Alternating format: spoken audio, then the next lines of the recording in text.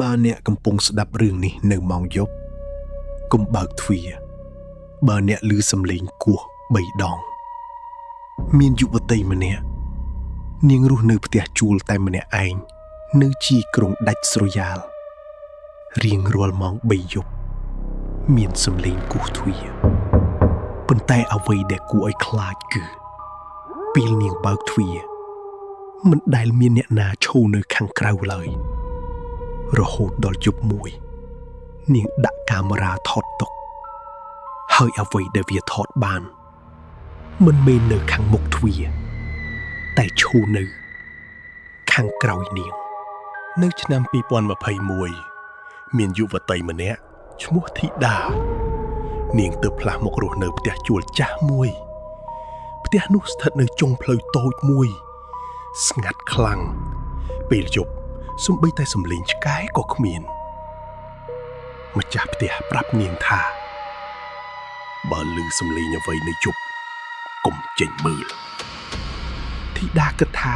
គ្រាន់តែជាការគំរាមធម្មតានាងមិនខ្វល់ឡើយយប់ដំបូងអ្វីធម្មតាយប់ទី2ម៉ោង3ព្រឹកធីតាភ្ញាក់ពីដំណេកភ្លាមនាងគិតថាប្រហែលអ្នកស្រវឹងច្រឡំផ្ទះនាងដើរទៅបើកទ្វារតែខាងក្រោយគ្មានអ្នកណាមានតែខ្យល់ត្រជាក់បក់ចូលមកក្នុងផ្ទះបន្ទាប់ពីយប់នោះសំឡេងគោះទ្វារកើតឡើងរៀងរាល់យប់ម៉ោងដដែល3ព្រឹកពិតធីតាចាប់ផ្ដើមភ័យនាងគេងមិនលក់ភ្នែកខ្មៅមុខស្លេកមិត្តរបស់នាងម្នាក់និយាយថាម៉ោង3យប់គេហៅថាម៉ោងខ្មោចកុំបើកទ្វារទៀតអីតែធីតាមិនជឿទេយប់មួយនាងសម្រេចចិត្តរងចាំនាងអង្គុយមើលនាឡិកាម៉ោង 2:59 ម៉ោង 3សំឡេងឮខ្លាំងជាងមុនធីតារត់ទៅបើកទ្វារភ្លាមតែពេលបើកផ្លូវខាងក្រៅទទេស្ងាត់រហូតឮតែសំឡេងខ្យល់តែពេលនាងចង់បិទទ្វារនាងឮសំឡេងខ្សឹបពីក្រោយខ្នងឯងឃើញខ្ញុំទេធីតាប្រែខ្លួនមើលភ្លាមគ្មានអ្នកណាថ្ងៃបន្ទាប់ធីតាទៅទិញកាមេរ៉ាសុវត្ថិភាពនាងគិតថាប្រសិនបើមាននរណាម្នាក់លេងសើចកាមេរ៉ានឹងថតបានយប់នោះនាងដាក់កាមេរ៉ាចំទ្វារម៉ោង 3 យប់ធីតាភ័យតែព្យាយាមក្លាហាននាងបើកទ្វារគ្មានអ្នកណាព្រឹកឡើងនាងយកវីដេអូមើលដំបូងអ្វីធម្មតារហូតដល់ម៉ោង 3ក្នុងវីដេអូគេឃើញធីតាដើរទៅបើកទ្វារតែពេលនាងបើកមានអ្វីមួយឈរនៅពីក្រោយនាងមនុស្សស្រីសក់វែងមុខស្លេកភ្នែកខ្មៅទាំងសងខាងឈរជិតខ្នងនាងខ្លាំងណាស់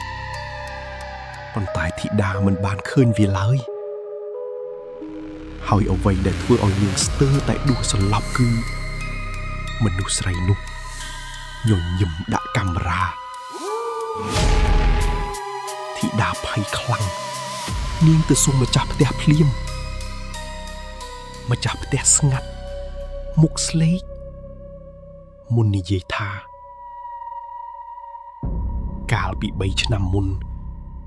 មាននារីម្នាក់សម្លាប់ខ្លួនក្នុងផ្ទះនោះគេថាមុនស្លាប់នាងតែងឮសំឡេងគោះទ្វារម៉ោង 3 យប់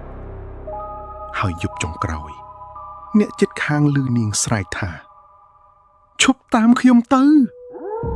បន្ទាប់មកគេប្រទះឃើញនាងស្លាប់ក្នុងបន្ទប់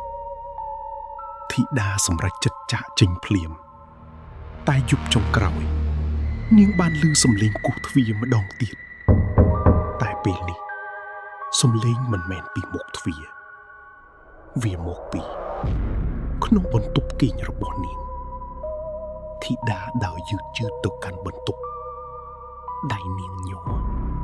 ដង្ហើមលឿនសំឡេងចេញពីក្រោមគ្រែនាងភ័យរហូតស្ទើរតែស្រែក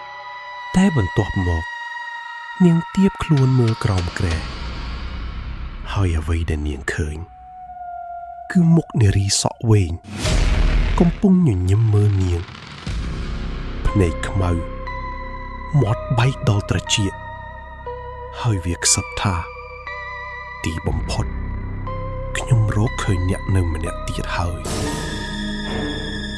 វីដេអូកាមេរ៉ាចុងក្រោយថតបានធីតារត់ចេញពីបន្ទប់បន្ទាប់មកអេក្រង់ងងឹតគេមិនដែលឃើញនាងទៀតឡើយ